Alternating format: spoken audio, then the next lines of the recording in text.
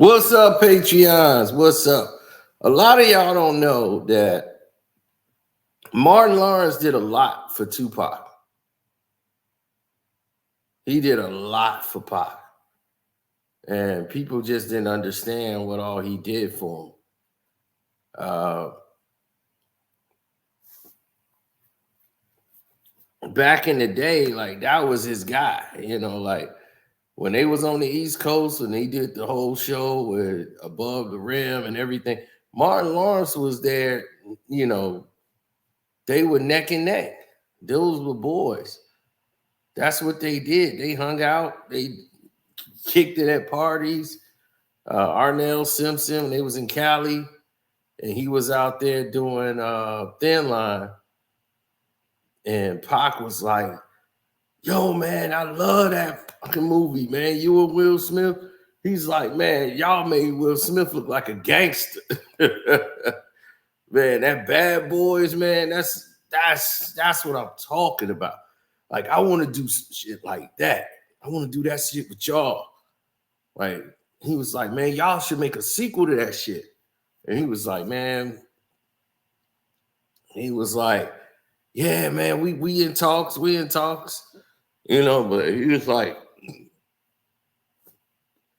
he was like good looking, man, giving me that director and giving me that shout out with them directors because John fucked me. Now, here's some details that I got from what went down with the whole meeting with John Singleton and when Tupac got fired from Higher Learning. When Tupac got fired from Higher Learning, they never wanted Tupac to do the shit. They didn't think Tupac could pull off a freshman in college. It was like, no one's going to believe this guy's a freshman in college. He's too old. And it's like, he's not going to pass for a 19-year-old black kid with tattoos every fucking where. The character is supposed to be a good guy with no tattoos, and he's a track star on a scholarship. So they was going to put Tupac through the ringer and got Tupac, training to run fucking track. Like, can this guy even run? He smokes cigarettes all the time. Can he even run? I don't know if Tupac could do the physicality. So it was the studio really pushing to fire Tupac. And Tupac had the job. John got him the fucking role anyway. So John was like, look, I fought tooth and nail to get you this fucking job. So all of a sudden, when you get fired, I can't keep you on a fucking movie set and you get arrested for all that shit. There's nothing I could do. I kept you on for as long as I could until they said, that's it. We got to pull the plug on this shit. We just shutting the whole movie down. So Omar Epps stepped in and took the lead role. He was going to have another role on the film, but he took over the role and he could pass for a 19-year-old kid.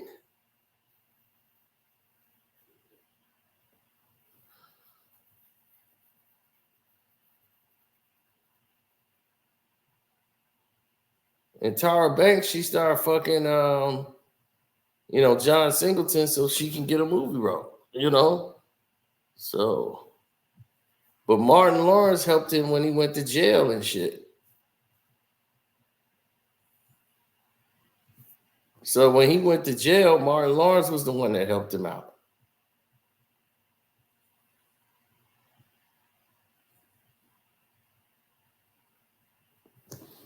When he was trying to get back into he got hit. He got put up with Curtis Vaughn, and he did the movie over there to show people he could do an artistic movie. But Martin Lawrence really got him back into the acting game. And it wasn't going to happen until, he had success with All Eyes on Me. And then he was like, oh, man, his album sold 5 million records and all this shit. So everybody was back in the Tupac business. So Tupac was big business again, bigger than he's ever been. So they was like, okay, that thug gangster persona, we could leave it alone and we could let that go. Then came Hit 'Em Up. And people still forget, we tell the story over and over again, how that shit happened. We was like, damn, we tell y'all Hit 'Em Up was not on the fucking album. It was later. So he sold 5 million based because he had the East Coast and the West Coast and Midwest. He had everybody's support behind him. Macavelli came out, he sold barely 3 million records, and this is after his death. Because New York wasn't really fucking with it. And that's because of the damn feud that was going on. They wasn't fucking with Pac like that on the Macavelli album. There was no real songs that was connecting, no commercial records that really sell like All Eyes on Me. So he was missing out on that audience that was there. But the Macavelli album was just Tupac, uncut, gutter, and angry. You know, it was the therapeutic album. But the Money album, like the introspective and all those rap, those things were coming down the pipe. He was going to make a whole introspective Tupac album. And it was like, I'll give y'all that on a Tupac album, and then I'm going to do my Machiavelli albums over here, you know, and put that out on the label. Then I'm taking a break. And that's what he was doing. He was going to take a break from music and focus on his movie career. So this was his whole plan. And when Tupac meant taking a break, he already got 4 or 5 albums done in the bag. You know, like I already got 4 or 5 albums, you know, like done, mastered, ready to go. So he's like, I'm good. Like this gonna keep me here forever. Now, with all of that being said, all of that being put out to the world, the stuff that we hadn't heard or had heard or whatever, with all these hundreds of songs he got, all of these people who was listening to the materials and everything that was surrounding the whole, you know, what you want to call the melee, this is where things starts to fall off the rails. Martin got him introduced with some of his guys in LA to, you know, Curtis, what's his name? Vaughn, whatever they did that movie with the guy from Pulp Fiction, Tim Roth. And to show that he was a serious actor. Von Curtis or something like that. But it was his movie. He was the director and he hired Tupac. And he knew he was going to get some popularity from hiring Tupac. So after that, you know, that movie was a success for them because a lot of people bought the soundtrack. Life Was a Traffic Jam was on there. Death Row took over the soundtrack. And Pac's film career was getting ready to take off. And after Gang Related, he was getting ready to go into a new spectrum. Because Gang Related was slated to be #1. And it was getting ready to come out. It was going to be a monster movie for Tupac. And he's playing a cop and doing something he would never do. And that's the challenge he wanted to do, is to say, I'm going to play roles that people wouldn't see. Tupac would never play this. So Tupac's going to play a cop who turns in on his partner, had a gambling problem. He was just all screwed up, just all screwed up. That's what they wanted to see. So that narrative always came around the corner and shook his head, and got everybody going. So Martin Lawrence hooked that up for his boy. So that's why we was already ways cool with Marty Marr, because him and Pac go all the way back. Back when he was dating MC Lyte, so it's a crazy world. If you watch Martin, the TV show, when he got to Apocalypse Now, Tupac gave him that plaque that got Tupac on the wall, and he got on the show. Everything he got in there, UMG's, Blue Cheese is on the wall, and Martin's on the set. You see the Tupac sign, Tupacalypse Now promotional poster, and everything he got on there. Pac was his guy. So that's why people just didn't understand what was happening. And then, like, when Biggie was on Martin, and they brought Biggie on there. At that time, when Biggie came on the show, they brought Snoop on the show. At that time, there was no real bad boy beef with Death Row at the time. Like, Tupac was, like, locked up when that was happening. Biggie was the king. So everything was Biggie, Biggie, Biggie. Those things didn't change till later. Then everybody wanted to grow a conscience and do something. But until then, people weren't talking that language. So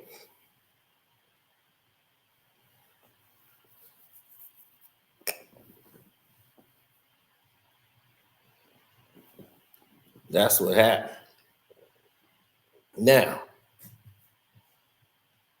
here comes what was coming around the corner. A thin line between love and hate. Tupac was supposed to be in this movie. And that's why a lot of people didn't understand, like, man, Tupac was going to be in Thin Line with Love and Hate with Martin Lawrence, but they were not going to let it happen. And plus, when they was doing this film, it was like, well, the studio ain't going to, let Tupac get on the movie, and it's a mess. We tried to get him on there, but that's how he ended up doing Bondi, because Pac was doing, damn, what the hell is that movie? When he plays a drug addict, him and Tim Roth play drug addicts who's trying to get into this rehab clinic so they can kick off the drugs.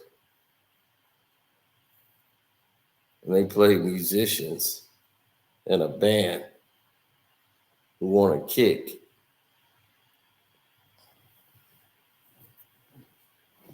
So Bobby Brown played T in the movie. And that role was what Pac wanted. Pac wanted to play in the movie. He wanted to play right next to Martin. Martin was huge at that time. So, and Will Smith was doing his own film. He got a big budget deal to do action movies, and Independence Day was coming out. So Independence Day is getting ready to come out, and that's going to be the big summer movie. And that was a risk for Will. Now, he blew up off of Bad Boys. Martin decided not to take the deal and do his own movie. So Martin did his own film with Thin Line. He directed it because Martin wanted to direct and do everything else. So he was still on the chilling circuit. He decided, all right, well, I'm going to make my own movie. So he wanted $10 million to make it. They gave him $8 million. He went over budget, and he just made it work. So Thin Line wasn't perfect, but it did. With the money they had in place, they got it to work, and everybody loves the movie. and it did over 40 some million dollars. 40 to 50, I think it made like 40, 50 million, period. And it's 96. So it's a one for the studio. It cost you 8 million to make. You done made about 20, 30 million off of it. And then the video, shoot, that stuff was still making money. I don't know anybody who ain't watched Thin Line. But because Martin Lawrence had, a lot of production into it, he wrote the screenplay and he directed it. You don't see it on cable that much. Now, if a white guy directed this and written it, then you'll see it all over the place.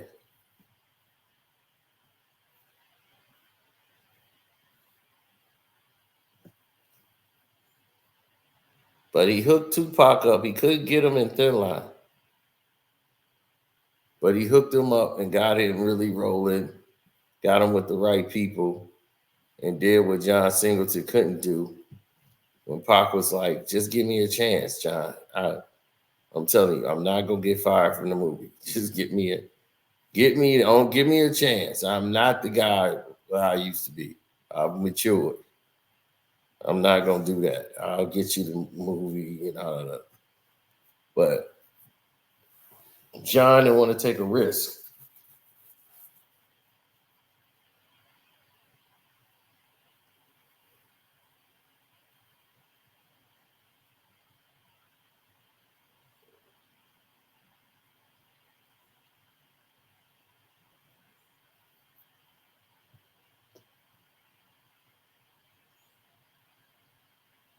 Oh yeah, man.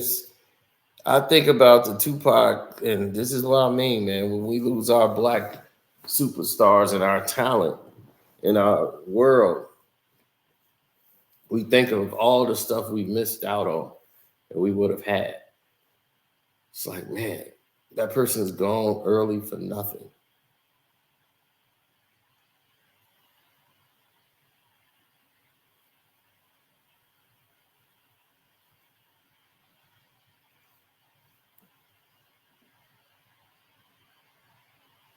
Gone for no reason, man. I'm just sitting here thinking about those moments again.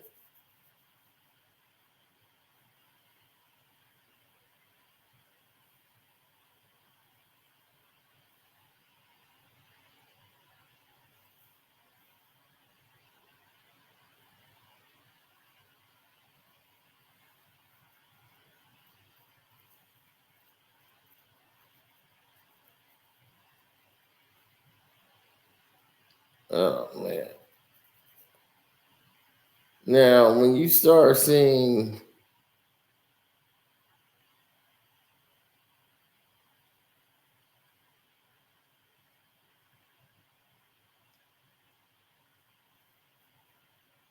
yeah, you start seeing how all of this stuff play out, and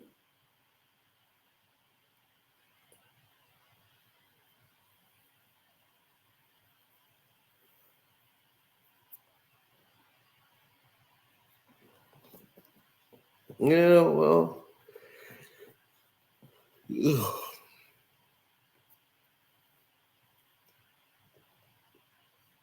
Patreons, I'm telling you,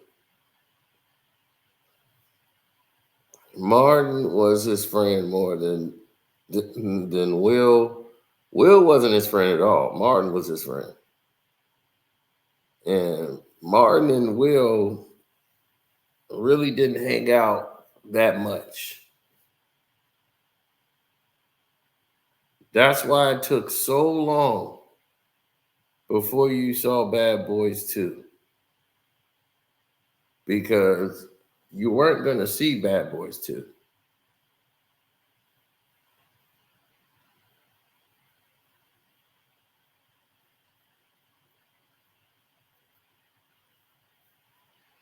You weren't going to see Bad Boys 2.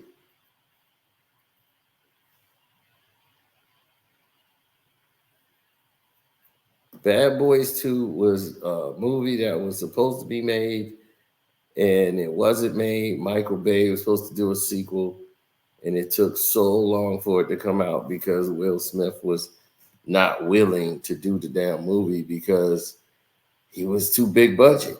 Will's doing 20 million a film, and they just like, that's too much. We can't spend all that money on one actor.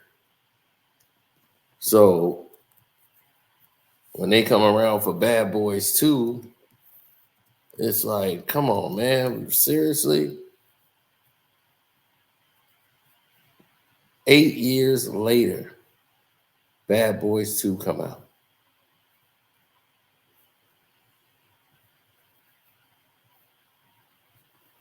Tupac pitched a sequel for Bad Boys 2 where he would be the villain in the movie.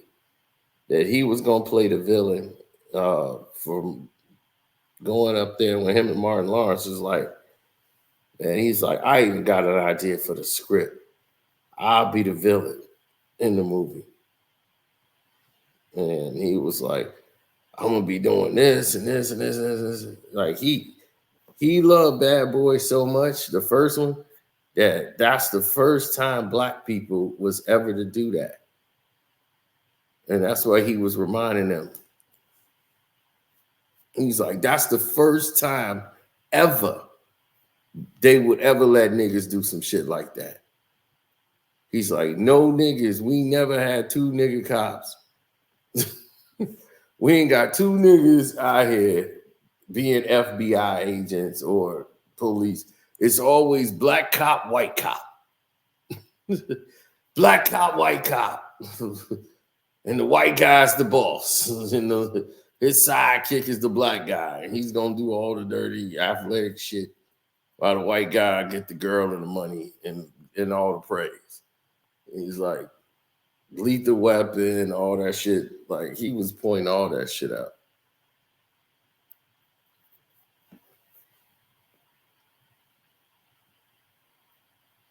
Yeah, Pac was ahead of his time, but he's somebody who studies film. Plus, he's black. He sees the shit too. You know, it's just like, it's no secret. You know, that's what it was. And it was like, well, this is kind of how it is. This is the industry. This is the game. And you try to protect your generation from what everybody else sees in the world. And you want the next generation to get it, you know, like, hey, you guys got to get it. You guys got to understand what this is, what it's about. This is what we live for. This is what we are striving to do. And we just want a fair shot like everyone else. That's where we're trying to go to as people. What he was fighting for back in 96, we still fighting for in 2024. And it just don't make any fucking sense.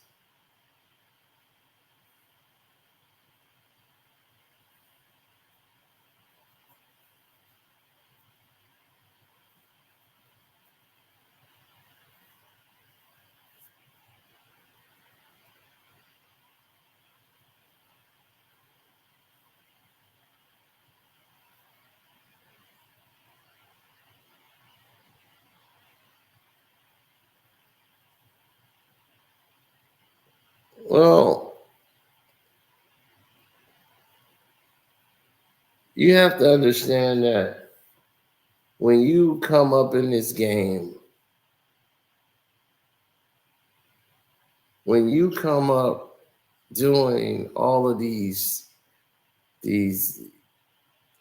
acts or just the persistence to be great, that's what you want. You want to be recognized. You want to be remembered. And what Martin Lawrence would have done had his production company would have really, you know, got to the point where he wanted Tupac and him was going to make movies. Will Smith and Martin Lawrence really weren't cool like that for a while. And this had a lot to do with the divorce, you know, and then he went ahead and, you know, separated Martin Lawrence got into it with his wife, was Pat. So when him and Pat got into it, they had just had a little kid, and they got into a fight at the house. And Pat ran over to Will Smith's first wife, Cherie, runs to her house and stayed with her. And all of this shit is going on. Nobody know nothing about it because it was no TMZ. It was none of that shit going on at the time.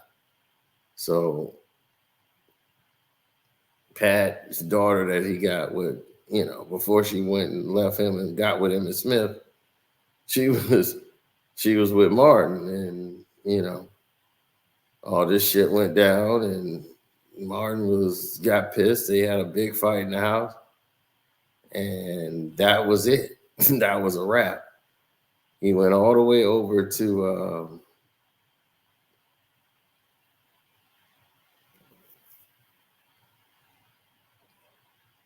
went all the way over to Will's house to go get his wife. He knew she was there. And Cherie and Will were going through their fucking problems at the same fucking time. So it was very interesting, moment for her.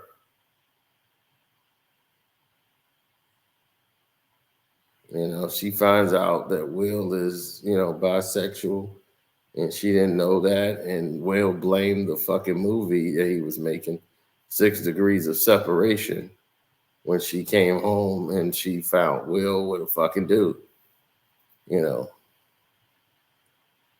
That fucked her up, and that fucked up the marriage, and they had to have a talk. And that's why he's still best friends with her to this day, because she didn't sell him out for an interview or no shit like that.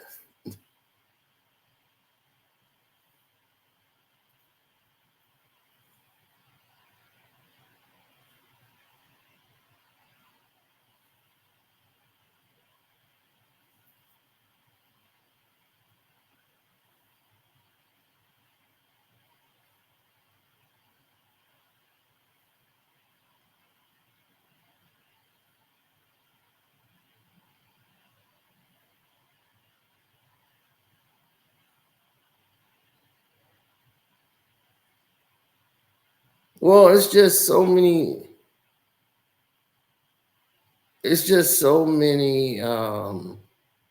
things about the industry of this business that people just don't know. So much stuff y'all don't know. And some of it you don't need to know. Some of it is just like, that's people's personal, private stuff. It has nothing to do with the art that they put out for y'all to go pay your money for and enjoy.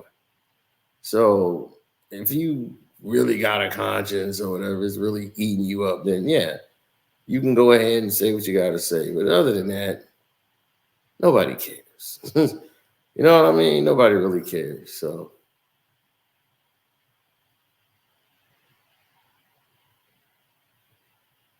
on that note, I'm going to leave y'all. Be easy. Thank y'all, Patreons. And if you see this on YouTube down the road somewhere, it's all good. Now you know what you get on the Patreon. And like I said, if you're watching it on YouTube now, you see this video ever pop up on YouTube, you're late.